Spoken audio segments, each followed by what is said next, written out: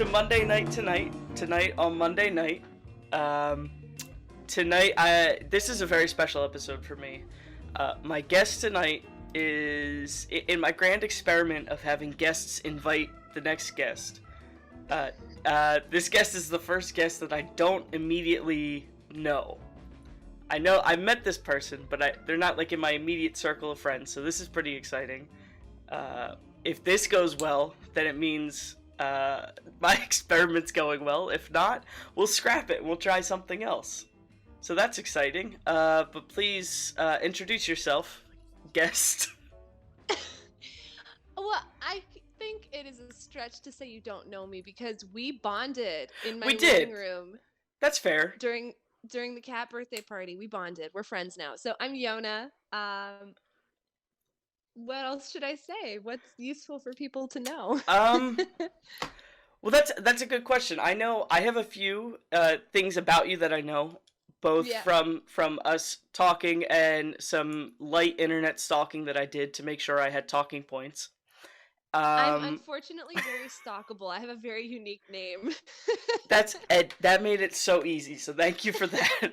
Yeah, Your you're internet welcome. presence, your internet I'm glad presence you're is there. stalking me for art and not for Yeah. any other stalking purposes. Well, it's funny that you say that because Okay, let's get into that. yes. So I did the first thing when you go on Instagram that I found about you was your I guess your professional art page.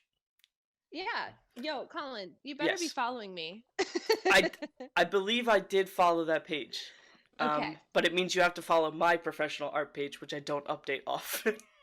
Oh, same. Wow, this sounds like a great deal for both of us. Excellent. Now I have one more. I always get notifications from Instagram saying like, "Oh, you have 2 new views," but they don't result in follows. And it's like, oh, you have 2. That's cute. Yeah, thank you. But I found your art. I thought it was really great. I really Thank you. to go back to my days as an art student at a business school.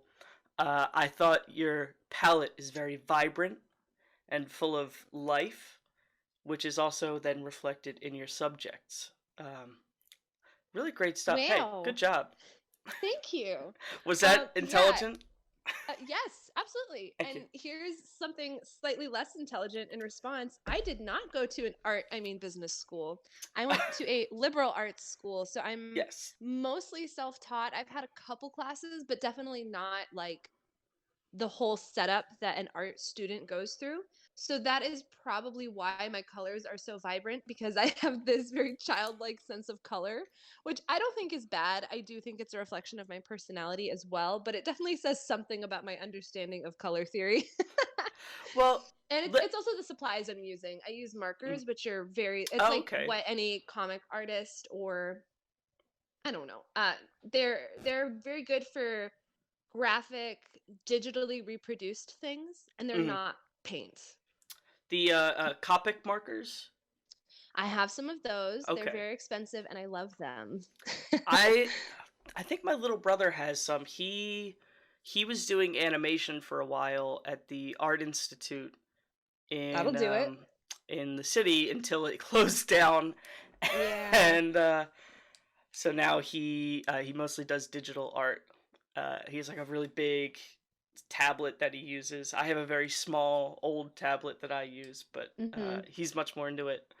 But I do have a question about your, I guess, liberal art school experience. So, for my art not art school, it was very much kind of like, here's materials and go, and you could pretty much do anything, and the teachers would not care. At least for the first half. Did you have that same kind of experience? Not exactly. So I had a professor named Aryeh, who is this bear of an old ancient Jewish man who's very silly and funny. And he's a painter, like he shows in galleries and things. Hmm. But he seems to really get a kick out of teaching painting to non-majors. So, and it was also interesting because normally you have to take drawing first and then you can take painting. You could take Hmm. either at my school. So in that sense, it was kind of like go wild.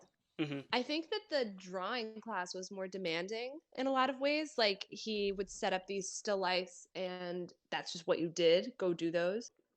Hmm. For us, we had to do a bunch of like color theory stuff, trying to mix specific colors, just kind of learning the paint and doing these grids of paint.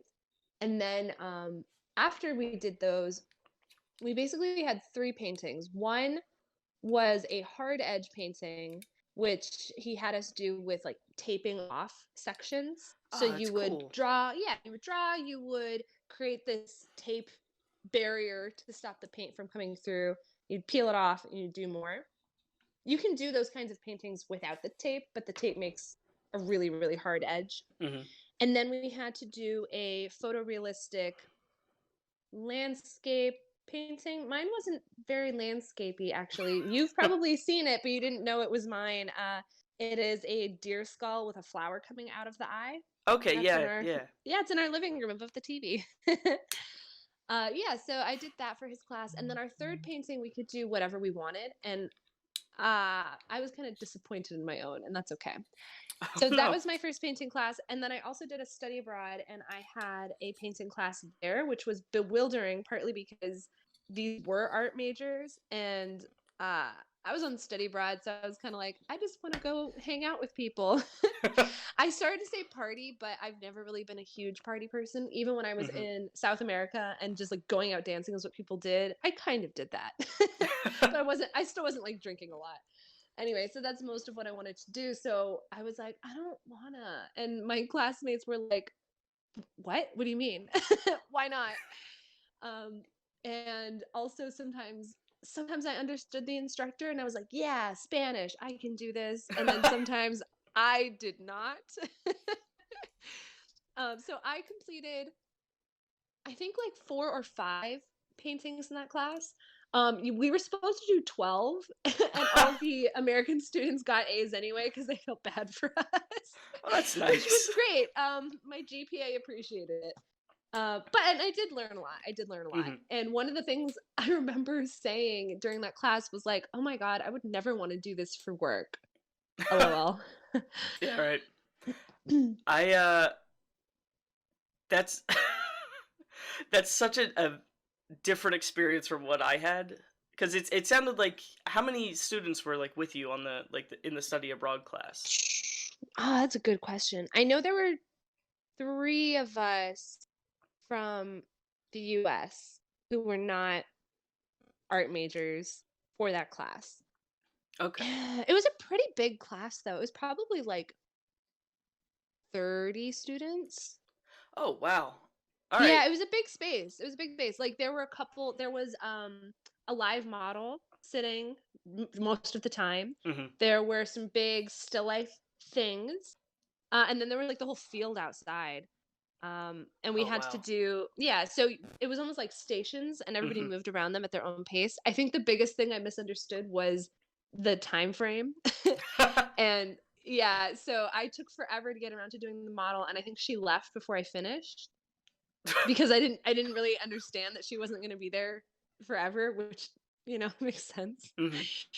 And then we had to do a still life and then a really zoomed in still life. Oh, also my zoomed in still life, I did a plant and I took so long because, I didn't have the skill level to be confident enough to just do it as quickly as I really should have.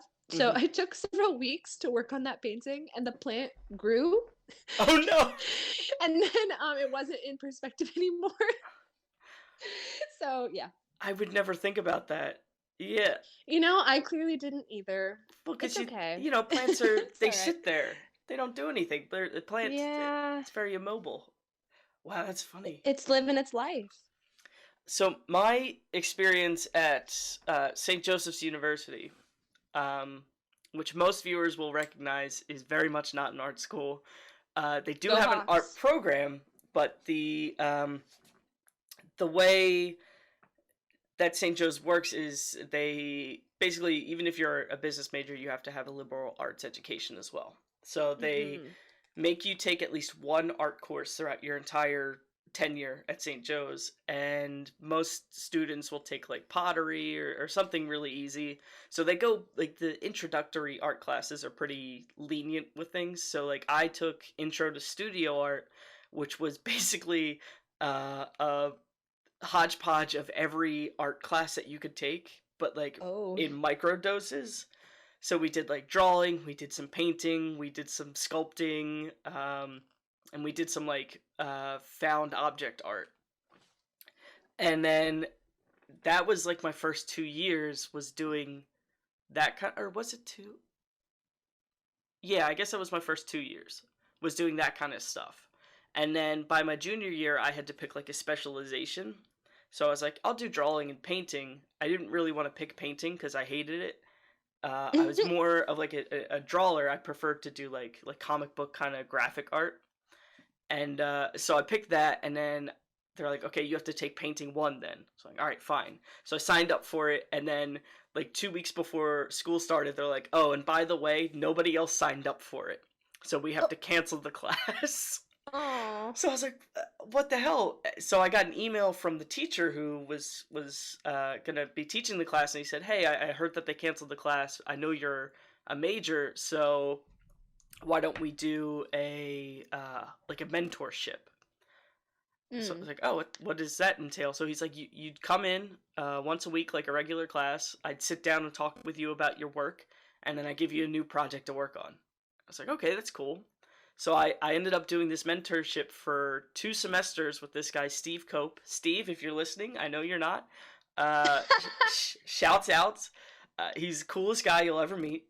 He is this really, really amazing acrylic painter from New York who does these. They're usually pretty small. I think he's been getting kind of bigger with his paintings, but they're like big landscapes, and he just takes a picture of like a place filled with people. Like he'll go to the beach, or he went on a cruise with his wife, and he took like a picture of all these people by the pool, and he does these really intricate acrylic paintings. They're really great. So look out if you're anybody listening. Go to Steve Cope's Instagram page. You'll see some really great stuff that I could never recreate. But that was basically like I would just show up. He'd be like, "Okay, what do you want to paint next?" I was like, I don't know." He's like, "All right, why don't you go like grab one of your figurines from your dorm room, take a picture of it, and paint it." So I would do that, and I'd come in and be like, "All right, what do you want to do next?" So I did like probably 30 paintings over the 2 semesters of just him going, "What do you want to do?" It was really Sounds great, about though. right. Yeah. Yeah, I found him. Oh, okay. These are really cool. Yeah. This reminds me of this artist I really like whose name I forget every time because I'm a heathen. Oh yeah. I do Dang too. it. Oh man, that's frustrating because I really want to talk about that work. Oh well. I used to. Another there's time. It's a mystery. We'll never know. there's this one artist I really, really liked, and I couldn't remember his name for the longest time. I'd be like, he's the guy that did that Obama painting. You know, the one Oh, where he's surrounded by Colin. leaves. And it took me a while. I was like, and people were like, I don't know who the hell you're talking about.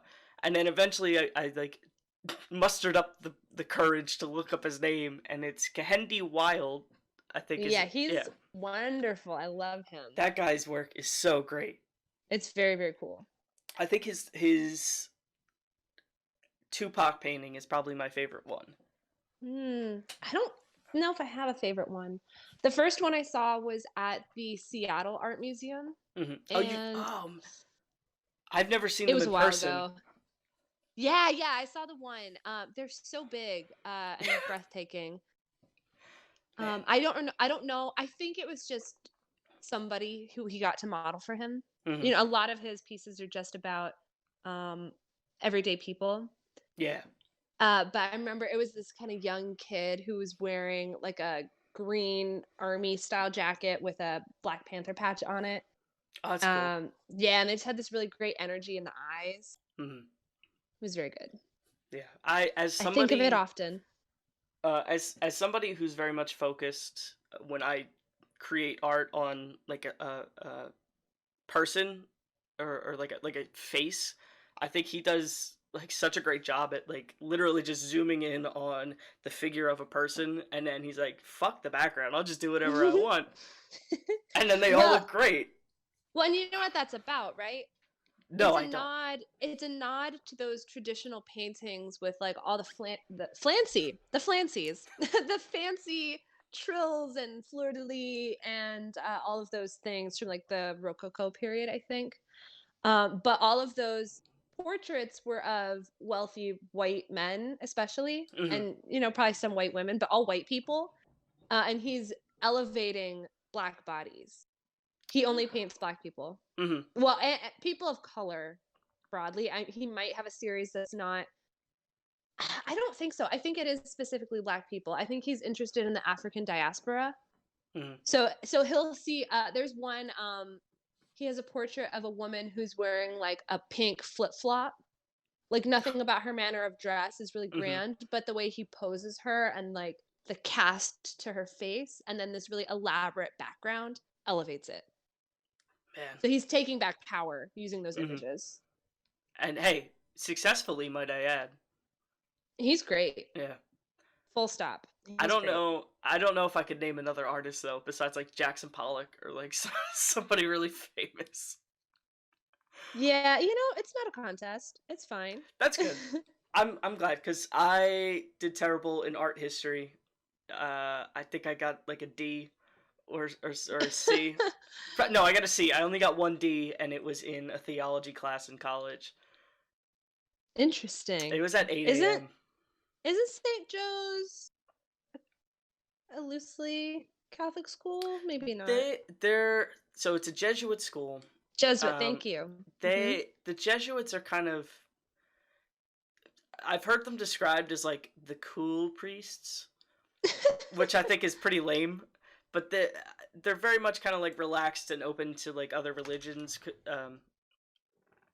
or at least like accepting. They're a very accepting group of brothers, I suppose you could say, which is especially important at St. Joe's because we're right on the border of a very Jewish neighborhood. Mm. So they do a lot of outreach with that group and like kind of set up organization or set up like events and stuff with them.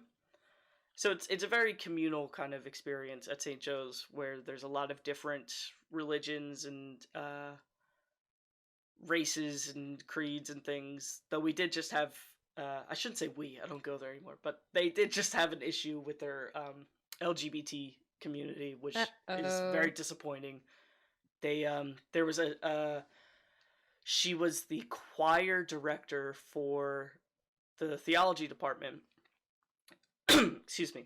And she left and cited her reason for leaving as feeling a lot of negativity and pressure from the religious community there, because she is homosexual and has Mm. a wife, and they would tell her not to be vocal and like keep her wife private.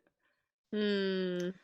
So I think it's still like an open litigation kind of thing, but the Yeah, that's yeah, unfortunate and unnecessary. right, like why? Because there really is a vibrant like LGBTQ community at St. Joe's, and Well, they're all eh, upset about it.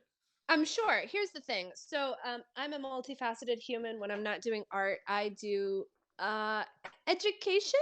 I'm not in a school, but I'm Hmm. not educating. I work at the library, and we, one of our speakers, guests, performers once called us the queer department, which is not wrong. Oh, okay. We're the teen department, but a lot of the staff is queer Hmm. and reads queer, and a lot of the kids come in because they're weirdos and they need a space to be weirdos, and we love weirdos and we are weirdos. So we're like, Sure. come to us. So some of them are nerdy. They want to play D&D. Some of them Hmm. are queer and they want to be in a space where they know that that's not a problem. Some of them are both, which are my favorite kind. Yeah, like a while ago, there was a kid reading a book about dysphoria. So I Hmm. came over just to welcome them to the space. And I was like, hey, if you have questions about that, we have two non binary staff members and a trans male staff member that you could go talk to about that if you wanted to. And they were like, yeah, I know, I saw when I came in on a school trip, and that's why I came back. So that stuff is really Oh. important. So the loss of that professor is probably doing no small amount of damage to some student Hmm. on the campus somewhere because, you know, I call all these people kids, even though I'm not that much older, but when you're 18 to 22 and you're in college, you really still are a kid, Mhm. especially if you went straight from high school into college, which most of us do, Mhm. because it's just an extension of that school track that we've been on since we were 5.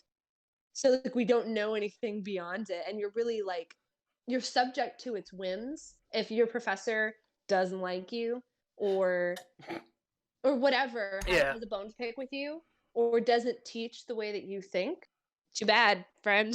Mhm. So, yeah, that's unfortunate because it really does impact young people not to see themselves in the world in positions of power, or just existing Mhm. and chilling and that being fine. And especially, I mean, I have a pretty limited world knowledge, but I feel like especially in Philadelphia, where I feel like there's a pretty reasonably sized like LGBT community, because we Yeah, have Philly's like pretty the liberal. parades, and I mean, I know I take things like this pretty personally because I have several friends who identify as gay. I have my brother who's bi and Mm, is living with his boyfriend. My dad is gay and living with his boyfriend. Uh, yeah. I have several uncles and cousins, so like stuff like this really ticks me off because it's like, oh, that was the thing. The I saw this video the other day at the from one of the Iowa caucus like polling places, and Mhm. this older woman, she had just found out that Pete Buttigieg is gay after having voted for him, and said, "Oh, I'd like to take my vote back." Well, And I too was like, bad. "What?" And like the woman who was there for Pete Buttigieg, who was like trying to like talk with it through her, she's like, "Well, why should that matter?" And she's like, "Well, in the Bible, it says that a man should be with a woman." And I'm like, "Well, Listen, what the I'm no hell?" Christian. I am no Christian. If anything, I'm Jewish. I'm not practicing anything. Hmm. But I have read parts of the Bible, and my understanding of the Bible says gay is bad is that people will cite Sodom and Gomorrah. Hmm. So in Sodom and Gomorrah, I think an angel visited that town, and then all the townspeople were like, "We would like to know him, like gain carnal knowledge of him." And it was a mob of people, Hmm. not like one guy who's like, "Ah, oh, that angel's hot. I would like to get down with him." It was a Yeah. mob of people who were like, "We don't like strangers here. We're gonna gang rape this guy." And God said, "That's not cool." Which, hey, I think he might be right there. You know, maybe, but potentially, I'm open to the idea that that might be a correct. Yeah, I'm definitely. I think I'm on board that gang rape is not a cool thing to do. No, it's not super cool. It's not very consensual or Yeah. chill. It's not very chill. Yeah, it's very unchill. It's very unhomey like. Yeah. Yeah, that's my understanding. Um if there's other stuff, I am not aware of it. Yeah. But I think it's a generational thing, because my mom is very she's a very religious person, and a lot of times will try and I don't want to say twist the Bible to her Mm, understanding of the world, but we'll take certain things that she understands about the Bible that might not be correct, and kind of bases assumptions off of that. And I remember one day uh I told her that the story of Jonah and the giant whale, where Jonah got swallowed by a whale, lived in there for like 5 days or whatever. I was like, that is of course not true, Mom. You understand that, right? And she lost her mind. oh, mom. She was like, "What are you talking about? No, that man lived in that whale." I said, "Mom, there's no way that a man could live inside of a whale for 5 days. It's not possible." And she, oh my gosh, she almost kicked me out of the house. Mind you, I was like 20 years old, but I was like, "You can't believe that." And then my like older brother was there, and he goes, "She's not serious, is she?" No, yeah, dude. I think she really thinks that a man lived in a whale. Oh These man, it was different times, Colin. I get, yeah, but Back that's in the what I'm day, thinking. they don't make whales like they used to. Oh, that I was thinking like back in the No. day they would teach you the Bible and say this is all fact. No, I'm talking way back. Wait, okay, Way, way way back. back. Yeah, When those whales were whales, lit. they were a bit more comfortable. They were Yeah. whales were the first Airbnb actually. Exactly. Hmm. Air blowhole and barnacles. Yeah, they're a bit Yeah, hard to rent out because they were mostly mobile, so hard to find. good for road tripping.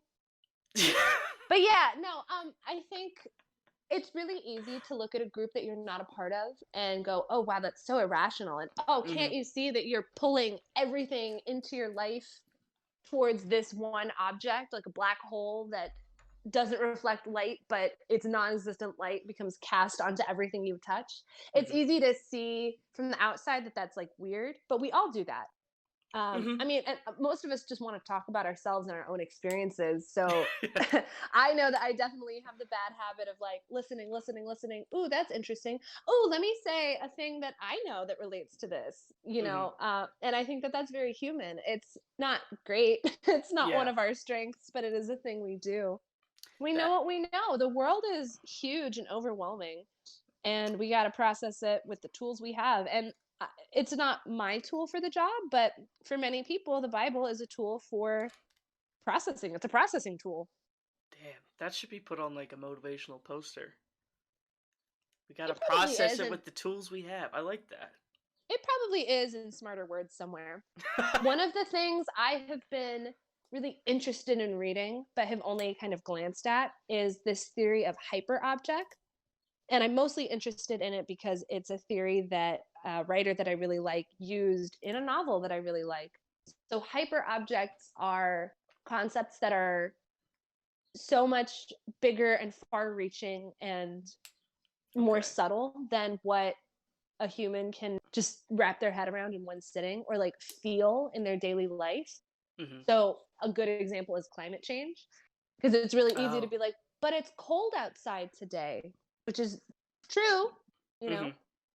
Hmm. Um, please hold. The cat's about to make a bunch of noise for us. It's okay. He knocked over a shelf yesterday when I was in the middle of a Discord chat, and it was very upsetting. Oh my Anyway, god. Was yeah, it like a everyone was heavy really shelf? concerned. No, it's just a precarious shelf with I sat on see. it. Anyway, hyperobjects. Climate change is one. Um, And the novel, let me proselytize for a minute. My Bible, the novel is Annihilation by Jeff Vandermeer. It's part of the Southern Ridge Yeah. trilogy. Yes, it is a movie. They The made that movie was movie, not yeah. as good at all, but I think it's because I read the book first and fell in love. And the things the book does, the movie just can't do. Hmm. Like, none of the characters have names. It's actually part of how they Oh. deal with this weird alien space they're in.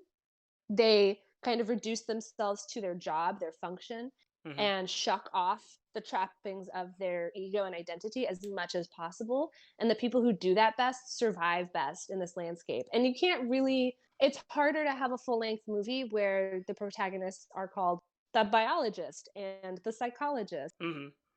Putting names on them helps. Anyway, book is far superior. And it really grapples with it's just this never ending chain of mysteries. There are some things that are never explicitly answered in the book, and weirdly, it really drives you forward to read and engage with it. And those weirdnesses and inabilities to digest all the information really reflect a lot of the things that we just can't know about our own world, even with all our science and smart. And, just for A for effort, Hmm. some things are really difficult to get your head around because the world is wide. I mean, just our little planet is so fiercely diverse and wacky. Human experience is such a swinging pendulum of experiences. And then we're just a little tiny speck in the dust of the universe, which is kind of a relief. Oh, you see that as a relief. I guess, yeah, Just, because, yeah, yeah, I mean, it's a little less responsibility. maybe, but I don't know. How sad would it be if this was all that there was and we just blew ourselves up or overcooked ourselves in fossil fuels? So it's reassuring to think that like this is not the only potential option. This is Hmm. not the only book on the shelf that is life. Somebody out there is probably doing it much better than us. And Maybe hey, good not. good for them. I mean, Or maybe yeah, or not, not. but I That'd don't know. be It's just it's hmm. that would be I'm not wild. even I'm not even quite sure which thing I think I mean, because there's a certain part of it that's like, oh, how nice to think we might not be alone in the universe. But I don't think that's specifically it. And Hmm. it's not necessarily like, oh, then it's not our responsibility to like do good because that's not it. Hmm. It's more that I don't want there to be only one book. That's really what it is. There might be two books where the exact same story goes down, but it's a different author. I just want there to be a shelf of experiences. I don't want it to be like, here's Earth and a bunch of rocks. So it is Yeah. comforting to me that we are just little specks in the universe because there's possibility. It's not like it, it keeps open the possibility that the world is unknowable. Even if we totally understood and could fully grapple with just earthly experience, Hmm. there's so much more out there. I think I like that. I like that idea. That's a very kind of, not to reduce it. It's like that childlike wonder that you have, where it's like, Oh, no, totally. You hey, can reduce it to that. Krypton might be out there. There might be Superman. There's a possibility something like Superman could exist. I like that kind of idea where Well, that one was anything a might be jump, but possible. sure, yeah, Superman. Well, yeah, it's a bit of a jump.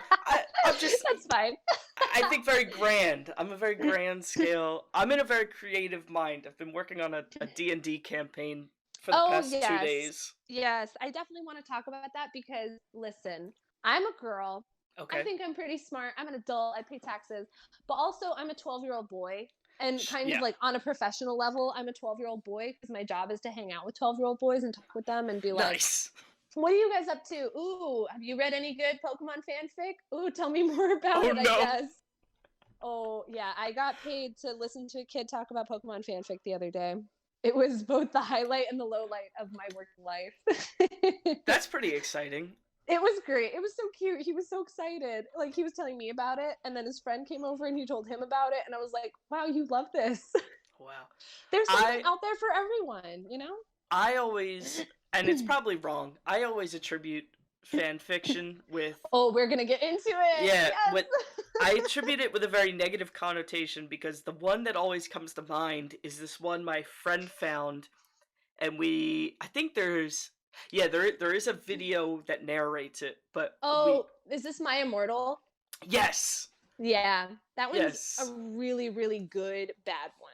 That one's For fantastically bad.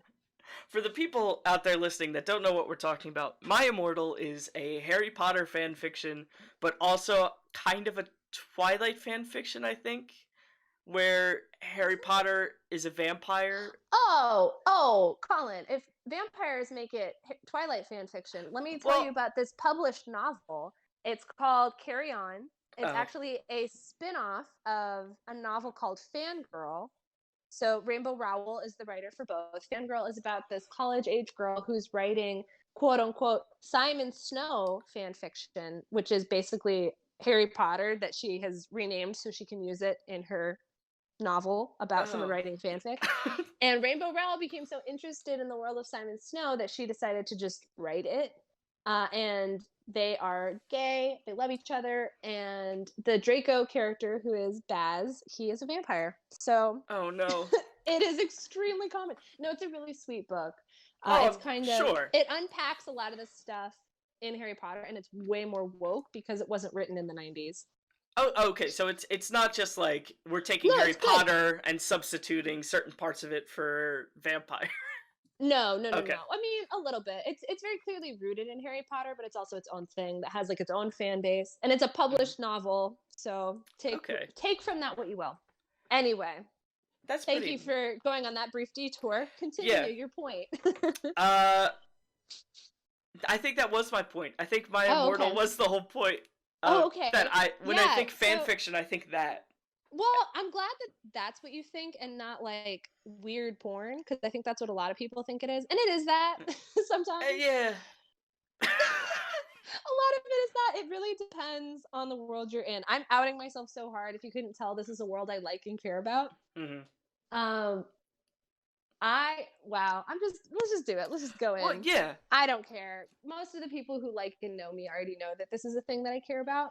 I am in the world of Pokemon fan fiction, which is super interesting because it's mostly like action adventure stories about friendship with Okay. animals. So there's not really a lot of I mean, I'm sure there are some little sub communities that are really interested in romantic content, but most people are Nice. interested in like, I mean, yeah, I'm sure it's there. Most people are really interested in world building and these kind of ethical quandaries and sci-fi.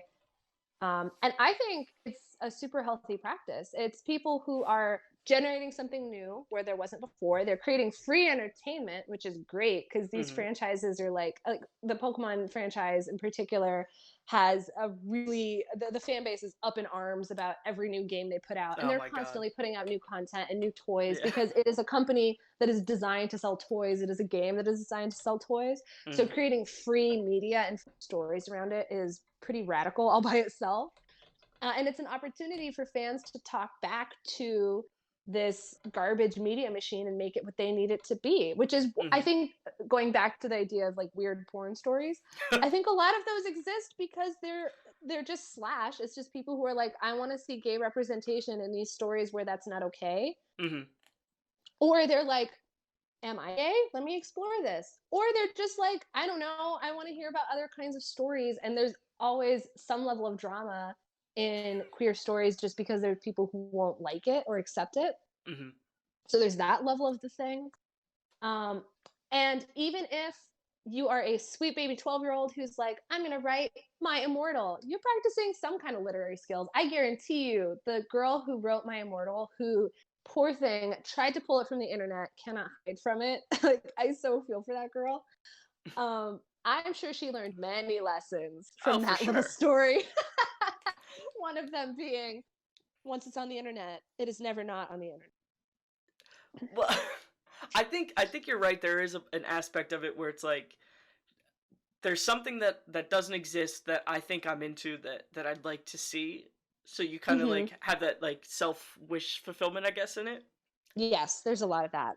I like the idea of fan fiction because it's very much nothing is original anymore. At least the way that I see things. Mm. Because I mean, there's I forget who said it. Some literary guy has like laid out that there's like I think it's like 7 or 12 stories that can ever Mm, be mhm. told, and like everything's just a reworking. But I mean, it's true what they say, where imitation kind of breeds like creativity. It's everything stems from imitating something else. Like Absolutely. if you go to any kind of like director or writer or something, they'll say, "Oh, I was thinking about this when I made this." So I feel like fan fiction is just kind of like the first step in creating your own stuff, even though maybe your own stuff is just an invitation to something else. Absolutely. Well, I think any um high fantasy story, like Game of Thrones, you could Hmm. read that as Lord of the Rings fan fiction. Absolutely, And you yeah. could I just learned yesterday there is this Finnish folk character. I started to call him a hero, and that's probably not true. Who supposedly inspired a lot of the lore in Lord of the Rings anyway. Hmm. Oh, or like speaking of spin-offs of folktales, American Gods was Oh, a right. book, now it's a series that cobbles together a bunch of different folktales. Hmm. And I don't know, is that fan fiction? Like, is it fiction if it's a folktale? It's an interesting That's a line of questioning for me. But yeah, I'm inclined to agree. And a lot of published authors started out writing fan fiction. N.K. hmm Jemisin is a powerhouse of queer women of color writing sci-fi. She's so good. hmm And she writes Dragon Ball Z fanfic. I think it's not my scene. It's not Nice. something I want, but like, yeah, she writes about the reasons she does it and she cares about it. And it's really funny that it's this hyper masculine body muscle power fantasy that Hmm. she's interested in exploring because I don't think that that's necessarily what her work is like. Well, I was just watching a video talking about Dragon Ball Z yesterday because there's such a vibrant world around these characters that just end up yelling and uh, blasting energy balls at each other, and As it, you it do. just goes unexplored. Like, there's Yes. dinosaurs in this world still. Why are they there? Why there's people There's just dinosaurs making in robots? Yeah, there? like Great. it goes like from Dragon Ball into Dragon Ball Z, and even in Dragon Ball Super, there's still dinosaurs, and it's never explained why there's dinosaurs. And Okay, I like, can almost guarantee that that is what draws in N.K. Jemisin is yeah, the like this doesn't make sense. Let me make this make sense. And in like the beginning, the very early days of Dragon Ball Z, they started to like outline this uh afterlife where they have like there's hell, which is the home for infinite losers, they call it. Oh, okay. Which, like, just that name alone, it's like there's so much there. And then there's Yeah. the Kai. It started with one Kai. You have King Kai, and then you find out later in later seasons, oh, there's actually 4 Kais for each like cardinal direction, and he's the East Kai. So there's just so much shit, and then it just gets glossed over when they start smacking each other. You know, priorities. Actually, though, I said that in a very glib way. But if somebody's gonna punch you in the face with an energy ball, that's probably priority number one. Yeah, that's definitely priority. Yeah, but that kind of question of like, it's a parallel to what I was saying earlier about wanting to believe in infinite possibilities out in the cosmos. That's what draws me into my fandoms too. I'm always most interested in worlds where, well, in stories where the world itself is a character. Like, I like reading about characters. I think that's what drives me to read a story. But what inspires me to write a story is a world that has a lot of stuff in it. Sometimes it might be conflicting and trying to puzzle through, like, how is it possible that there is organized crime and people with guns, and also we send these 10-year-olds to like go climb a mountain by themselves? Like, what is that disparity? And sometimes it's just things that get kind of glossed over, like dinosaurs, or like, oh, this ghost thing, monster that can like attack people is a little kid that got stuck in a tree hundreds of years ago. And now it's this monster. Great. Yeah, I think that inconsistency in worlds or just like unexplained weirdness is a real drive to explore. And you know, if people are going to explore new frontiers, I would rather they do it with a pen than they do it with like a machete digging into the wilderness. I just started learning this board game I am so excited about. It's called Spirit Island. You play as the kind of deities or spirits or ghosts of this island, trying to scare off colonizers. That's it's pretty very wild. Good. It's very good. Like, it's very difficult. What was I had somebody was just telling me about a board game last night about it's the whole object of the game is like gathering energy and like finding new sources of energy, and then whoever has the most energy at the end of it wins. But I feel like we're in like a renaissance of board games where like people have these like really wild ideas that like I guess wouldn't have worked before like people started like really taking board game hobby seriously, I guess. I'm really digging it. There's a lot of great games out there. It's a real boon. And I feel like board games are like more of a social experience than like a video game. Because like I can call people and be like, hey, you want to come over? We'll play Azul 2. Yeah. Gosh. I have a game table that I built with my friends. It was specifically made for Dungeons and Dragons, but I put some features in so that I can use it for pretty much anything I need to. And it just so happens that it's almost perfect for Haunting at House on the Hill, if you're familiar with that game. I love Betrayal at House on the Hill. I actually started my new year playing that game. We lost terribly. I was thinking of the Netflix show. Yes, it is Betrayal, not Haunting. Haunting is at the House on the Hill is a different Netflix series that is unrelated. Somebody will make the board game that is a hybrid between the two. Sure. Oh, or somebody will write the fanfic that is a hybrid between the two. It's not going to be me, but it might be somebody. Could be you, listener. Yeah, hey, if you're interested, if you can dream it, you can do it. Absolutely. I probably won't read it though. I probably won't either. Yeah. But that's okay. That's okay. Somebody will. Sure. Really though, that's again. This is what I learned in that conversation with a kid at work. There is something out there for everyone. That story he was describing, I was like, that sounds not good, but he was very into it, which was so wholesome. So there's something out there for everybody. Exactly. And that's really the message we're trying to get out there. That's my message. Is that? I don't know. Well, I feel like that message has a dark side to it too, though. And that kind of pulls me back to what we were talking about with like conservative ideology and how it might be a Hmm. generational thing. It is unfortunately not. There are just people out there who have been raised their whole lives to think a certain way, and so they raise their kids to think a certain way. Mm. So there are kids that think that way too. So even if there's an ideology that makes zero sense to you, there is something out there for someone, not you, Well, and did that's not you? always great.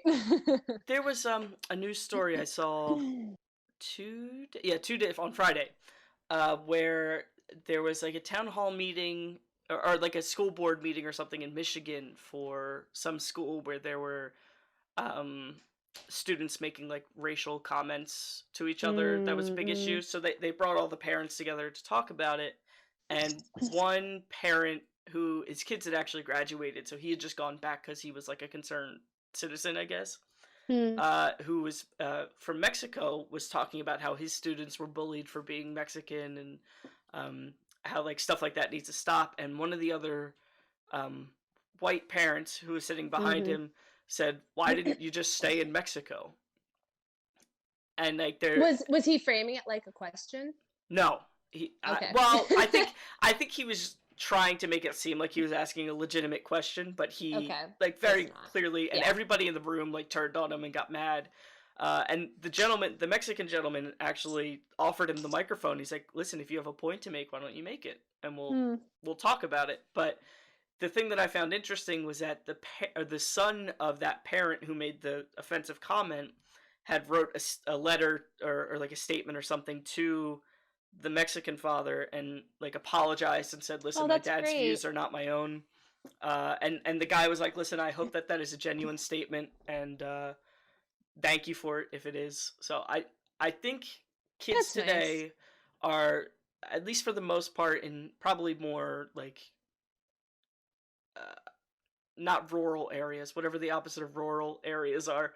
I Urban? think urban areas, that's the word. That's us. I think that kids who are surrounded by people of other cultures are at least starting to like move away from that mentality. And I feel like in 2020, hey, we're Mm. living in a society that's a bit more blended, at least in these urban areas. So I'm hoping, fingers crossed, kids are learning to just not be a dick.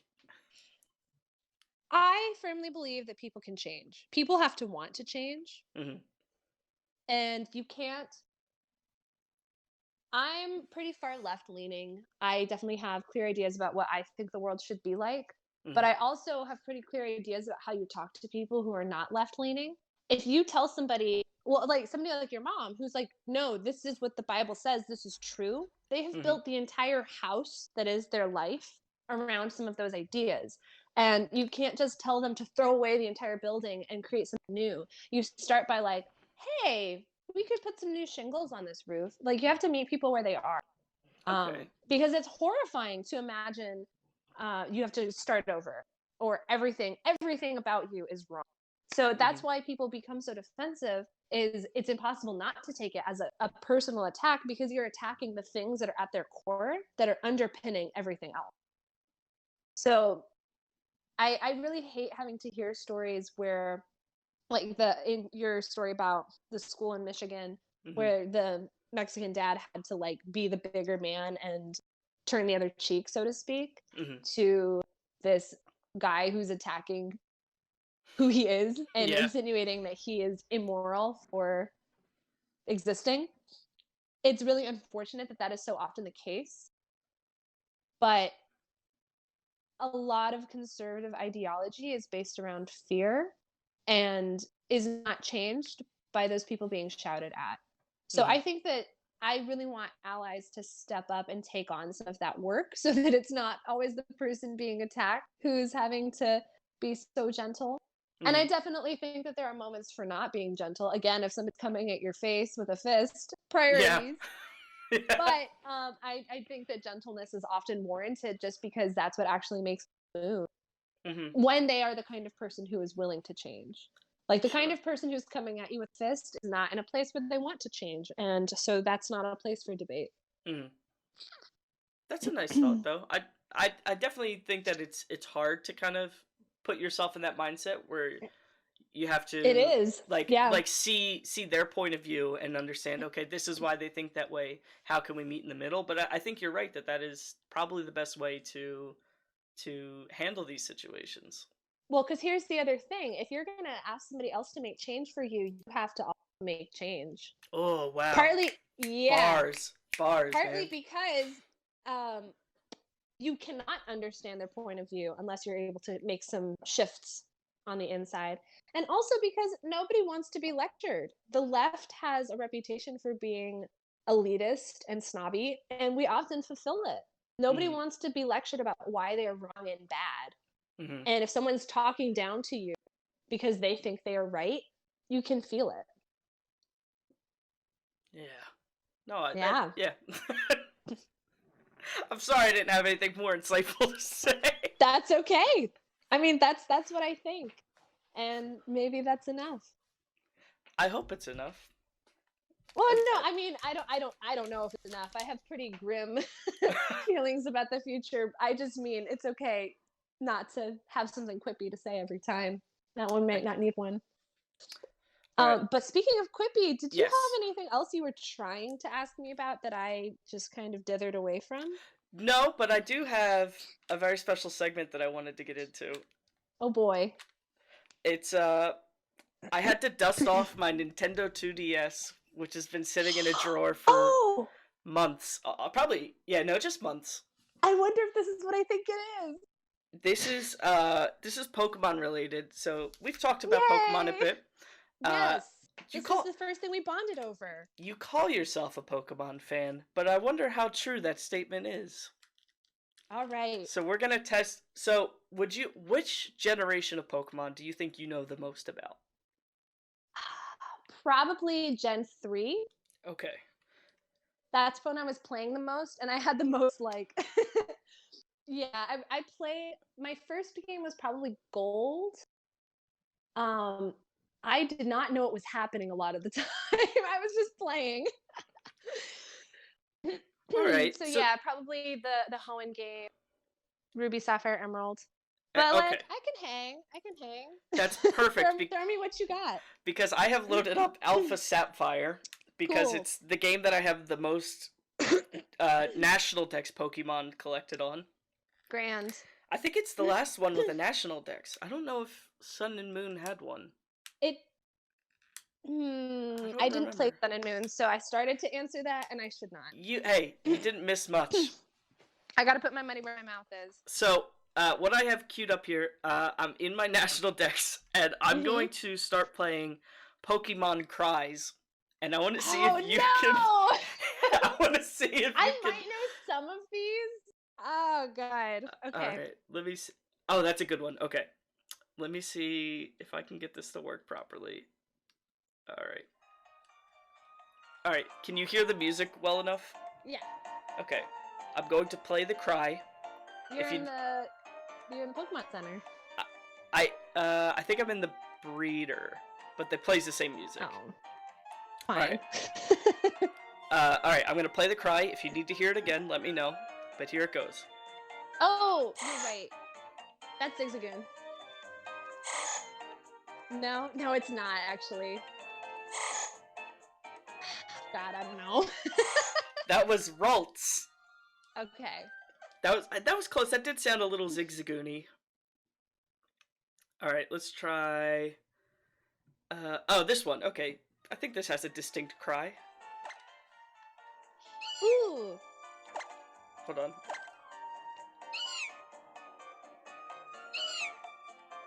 Huh. Not sure. That's a Skitty. Oh, okay. This is going about as well as I thought it would. The cries are really hard. And I think especially the older ones, they're very abstract. Some of the newer ones have like little animal sounds in them. There's a couple I know I could pick out. Like I can tell you right now, I could definitely pick out a Wingull. Does Wingull? Probably, let me see. Probably the ones that I trained, I could pick out. I didn't really spend much time with Skitty. Yeah, I don't think anybody did. You know who did? It's the Wailord. Yeah, that's a Wingull. Oh, okay, yeah, that's definitely a pretty recognizable. Yeah, that one's very distinctive, but it sounds a little bit more like an actual bird. Yeah. Yeah, I don't think I'd be able to name any Pokemon based on their cry.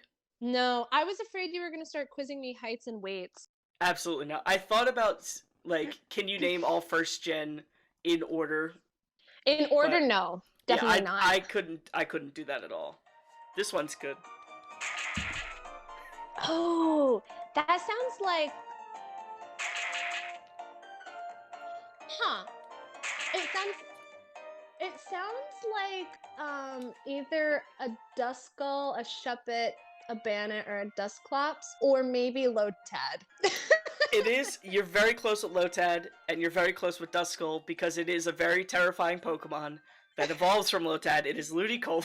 Oh, okay. So I was right. My first thought was Lotad, but it sounded kind of funny.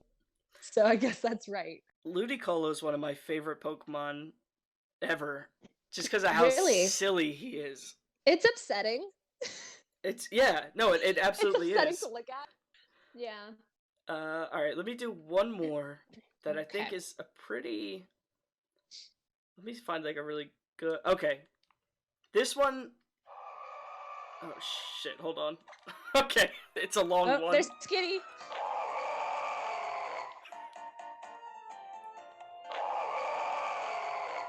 Hmm. This one looks how it sounds. That's not as helpful as you think it is. Oh, it's... Hang on. When you say it, I'm definitely gonna know which one it is. I feel like it might be it could be something big. Could be like a Wailord or a Walrein. That was it. Or... Yeah, it's Wailord. Okay. I was thinking it was a legendary first. Some of Well, those have real weird noises too. Wailord is pretty legendary to me. Oh, okay. I mean, you need it to get legendary. I think he's probably my first or second favorite Pokemon. Hmm. I got a friend of mine to hack the game to get me a special Wailord. I think it was shiny that had probably. it had only one hit Was KO it yellow? moves. It was pink. Pink. Oh, that could be right because Wailmer's purple. It so Wailord can learn 3 one-hit KO moves without any hacking of the game. Mm-hmm. But it can't learn Guillotine because it has nothing. Like it doesn't have any sharp bits. So Nope. I had to make me a Wailord with 4 one-hit KO moves to add to a team of Pokemon that only knew one-hit KO moves. Wow. Well, you know what? Assuming we are close to the same age, that checks out. Yeah. Because when Pokemon X came out, me and my friends kind of had like a resurgence of Pokemon and got back into it. And I had one friend who was very proud of his Pokemon and would always beat me in matches because I just played the games. I didn't really care about like IVs or stats or anything like that. So I was like, I'll just make a one-hit KO team and beat him. And I did. And he got so mad. The odds of that are so extremely low. I literally rolled the dice on that match. You really did. Congratulations on your successful dice roll. Congratulations on your nat 20. Yeah, it was. I lost a lot of Pokemon. I think I had like 2 or 3 left.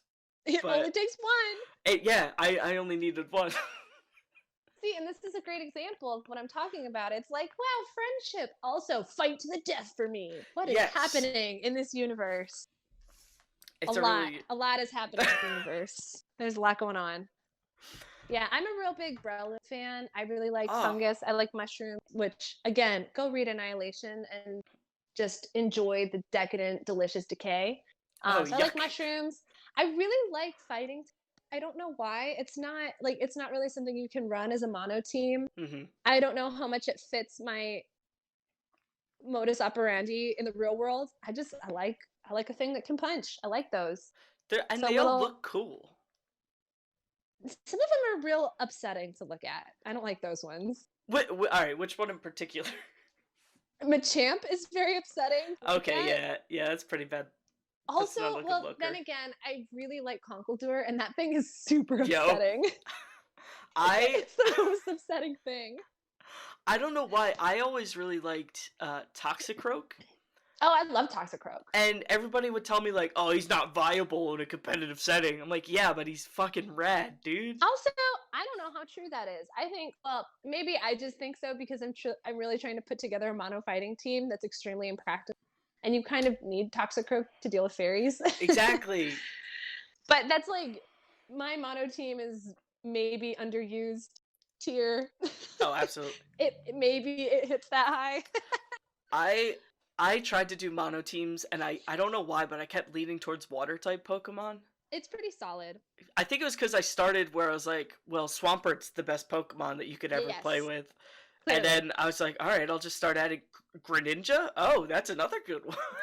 Oh yeah. Well, and you get Lantern for Oh yeah, another way of dealing with electricity. that was a good one.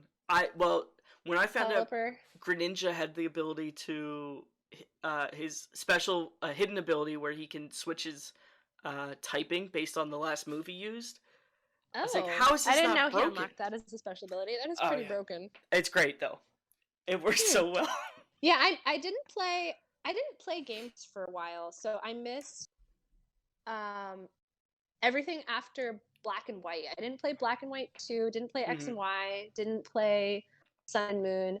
I actually really hated a lot of the Sun and Moon Pokemon. I was like, Really. there's nothing for me here. I don't have enough for a team. But then, right around the time Sword and Shield started coming out, I started watching Let's Plays because I really wanted Sword and Shield and I just wanted to Hmm. be in it. And then I was like, okay, actually, these ones aren't so bad. And then I read some of the like rationale for the designs and I was like, "Oh, I get it." Like one that really bothered me was Rockruff and Lycanroc. Yeah. Like it why is this a rock type? This is upsetting and annoying. I. And it turns out in Japan rocks or sorry, not rocks, wolves are associated with mountains. Oh. And I think there's something about like the kanji for it and possibly with the word werewolf. I'm kind of misremembering, but there's like linkages linguistically. Hmm. It was kind of like a pun. So it makes more sense to Yeah. me from that perspective. Oh, I think this is what it is. I think the word for wolf, the kanji is something like rock dog or mountain dog. Oh, that's kind of cool. Yeah, so from that perspective, it makes a lot of sense. I really didn't like Comfey. It's just a Oh, lay. no, I don't like the ones that are just tiny things with tiny legs. I also really don't like cutie fly.